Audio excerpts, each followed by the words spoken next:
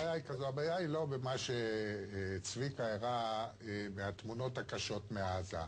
היו אירועים קשים בעזה, זאת אומרת, ככה הם הצטלמו, הם לא יכלו להצטלם אחרת, זה בכלל לא חשוב אם זה מתאונה או מפגז ישראלי או פצצה ישראלית, זה בכלל לא חשוב. היו גם פצצות ישראליות שעשו שם הרג, גם של ילדים, והתמונות הן קשות את זה. אני מבין שהטענה היא אבל לא בעיקר על התמונות, הטענה היא על האג'נדה. הטענה היא שא', הצד הישראלי בעצם או מצטמק או בעריכה למעשה מקוצץ לגמרי, זאת אומרת אין סיבה ומסובב, מתעלמים לגמרי מהקסאמים ומהגרדים על אשקלון, ומצד שני אתה רואה דווקא במה שאמר הכתב בקטר, הכתב של אל-ג'זירה פה, מה הקשר בכלל למה שאמר מתן וילנאי על שואה והדברים האלה לתמונות ולאג'נדה של זה? זאת אומרת שהוא בעצמו מייחס כבר לעצמו את האג'נדה. עכשיו האג'נדה הזו התחילה באל-ג'זירה, שהתחיל כערוץ נפלא, אובייקטיבי ובעל חשיבות עצומה, לא רק בעולם הערבי. באמת, באזורנו, גם לנו הוא היה חשוב מאוד. זה התחיל למעשה גם במלחמת לבנון השנייה, וזה המשיך כשהייתה הפריצה של הגדר, ומאותו רגע אתה ראית שיש פה אג'נדה, יש פה כתבות... גם בעליית החמאס. אולי ניתן לאיש אל-ג'זירה להגיב על זה. מה עם השאלה שלי? לא זו הייתה? בעצם אין לי. אז נשאל את... יש לי תשובה. צריך להודות לו שהוא... יש לי תשובה. נשאל את אליאס קרם.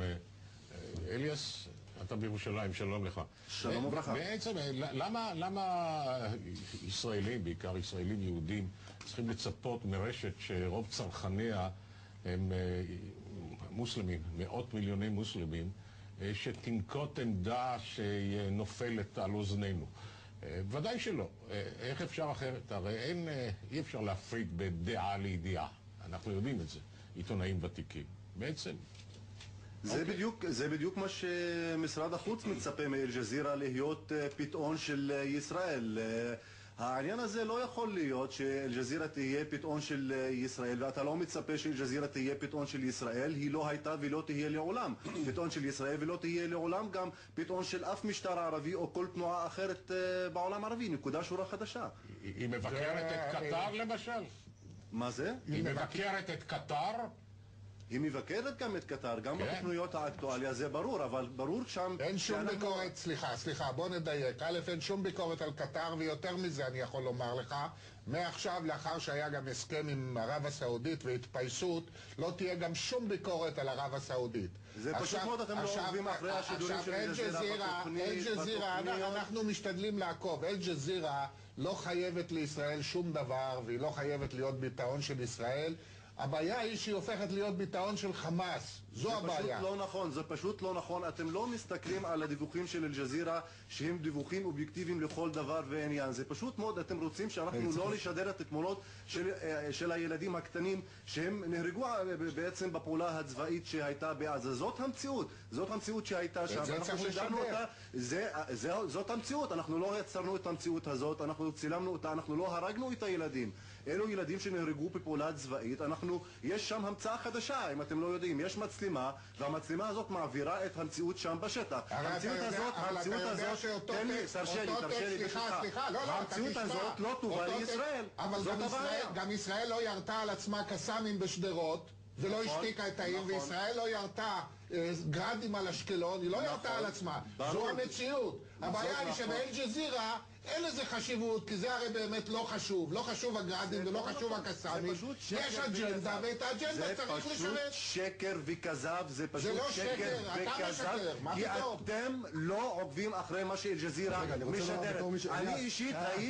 אני אישית הייתי בסדרות, הכתבת שלי הייתה בסדרות, היא הותקפה שם, והעיפו אותה מסדרות, ואני קיללו אותי בהפגנה שאנשי סדרות עשו בירושלים, והעיפו אותי מההפגנות שם. אלו דברים שצריך להעמיד על דיוקם. אתם פשוט לא עוקבים אחרי מה שאנחנו משדרים, ואתם מסיתים נגדנו, כי אתם גם בתקשורת שמגיעים למען הממסד הישראלי. אתה משרת ערוץ שעכשיו הוא כלי התעמולה המסית ביותר לאלימות באזור, ואתה מאשים אותנו בהסתה. מג'ל לואבי רוצה לטפס לטפס ולהשיג אולי תפקיד רם יותר ממשרד החוץ. הוא לפני חודש הופיע במשרדי אל-ג'זירה בשידור חי של שעה וחצי שידור חי והסביר את עמדת הממשלה בישראל. שלא יאשים אותנו בהסתה. הוא זה שמסית נגדנו, שיפסיק את ההסתה הפרועה. מותר לשאול אותך, בבקשה. בעצם, בסדר, אז הממסד הישראלי לא מתייחס אליכם כפי שהייתם רוצים שיתייחס. אז זה המחיר שאתם משלמים תמורת עמדה גאה ועצמאית. למה אתם מוחים? זה בסדר, זהו שם המשחק, זה משחק של אינטרסים. יפה מאוד, הם רוצים להחרים אותנו, אז יפורסם להם, הם מענישים את עצמם, לא את רשת אל-ג'זירה, פשוט מאוד, זאת העמדה. אנחנו חושבים שהעמדה הזאת היא ילדותית, טיפשית ומטומטמת לחלוטין. איך זה יכול? והיא מזכירה בעצם משטרים אפלים, דיקטטוריים, ולא מזכירה מדינה שטוענת שהיא מדינה דמוקרטית, ושהיא נווה הדמוקרטיה וחופש הביטוי במזרח התיכון. על איזה דמוקרטיה אתה מעביר ביקורת? איזה דמוקרטיה אתה מייצג? של קטר? של ערב הסעודית? של סוריה? על איזה דמוקרטיות אתה מדבר? לך יש עוד תלונות על הדמוקרטיה הישראלית? זה ברור. תגיד, אין לך שום בושה. זאת עמדה לא דמוקרטית לכל דבר ועניין. זאת עמדה לא דמוקרטית לכל דבר ועניין. אתם מרגישים את עצמכם, אתם לא רוצים להופיע באל-ג'זירה שיבוסם לכם. יש לי שם בשבילך, אני ביקרתי באל-ג'זירה בדוחה. אף אחד לא היה מוכן לדבר איתי בדמוקרטיה שלכם.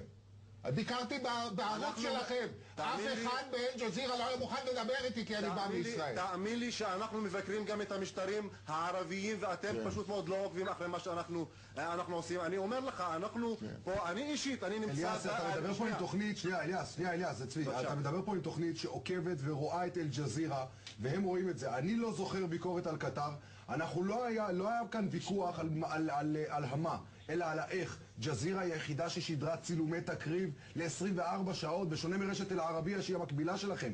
מה היה ההבדל? לכן זה השאלה שלך. לא שמענו ביקורת על קטר, אני לא יודע מה יהיה עם סעודיה, אבל מוטי צודק, לא הייתה ביקורת על קטר ברשת אל-ג'זירה. תן לי להסביר לך את העמדה הזאת. יש פה שתי אסכולות. כתב של אל-מנאר במדינת ישראל. אז אל תופיע באל-ג'זירה, מר מג'לי ואבי, תפסיק להסית. אם אתה לא רוצה, אל תופיע. אני לא רוצה לרדת לרמה שלך. אתה כבר ירדת לשפל המדרגות. תסלח לי, אני בערוץ מכובד ומכבד את עצמי. אני אומר לך, אנחנו לא צריכים להתעסק עם אל-ג'זירה. אם מערכת היחסים תמשיך להיות בצורה הזאת, שהם לא מדווחים אמת, ורק מדווחים את האמת שלהם והאג'נדה שלהם, אז אנחנו... אני חושב שאתם... תן לי להסביר לכם רק את העמדה שלנו. יש כאן שתי אסכולות בעניין הזה של תקריב התמונות הקשות של התינוקות. יש אסכולה שאומרת שבעצם אסור לצלם את הגופות כי למת אין לו זכות או הוא לא יכול להחליט אם אכן יופיעו הצילומים האלו. ויש אסכולה אחרת שטוענת כן צריך לו שהתמונות ישודרו כי הם חלק מהמציאות. הרי הדיון הזה לא הגיע לעולם הערבי. אין דיון כרגע בנושא הזה. כשיהיה דיון בנושא הזה אולי יוחלט בקטר אם לנקוט באסכולה הראשונה או באסכולה השנייה. אני אזכיר לך שגם התקשורת הישראלית בפיגוע הנוראי שהיה בדיזנגוף הראו את התמונות הקשות והיה דיון ציבורי בישראל ואחרי זה הוחלט בתקשורת הישראלית שכן לטשטש את התמונות של הקורבנות של הפיגועים. אז כשיהיה ויכוח בעולם הערבי על איזה אסכולה הם הולכים כן להראות את התמונות של המתים או לא להראות, אז גם תהיה החלטה בקטר אם כן להראות או לא להראות את התמונות. אבל התמונות האלה הם חלק בלתי נפרד מהמציאות, לצערי הרב, בשני הצדדים. ואנחנו מראים גם את מה שקורה בסדרות. אנחנו צריכים לסיים. אתה מכיר את האילוצים של הטלוויזיה, אנחנו צריכים לסיים. חייבים לסיים. אני מודה לך מאוד, תודה רבה לך. שלא יחרימו גם אתכם בערוץ.